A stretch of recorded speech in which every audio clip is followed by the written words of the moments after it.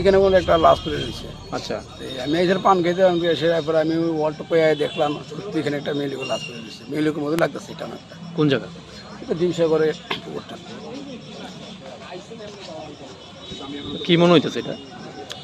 কি কুমুক কোন এ ব্যাপারে তো কিছু করার মতো আমার এখন নাই। এটা যে পুলিশ তদন্ত করলে পরে বোঝা যাবে ঘটনা আর কি।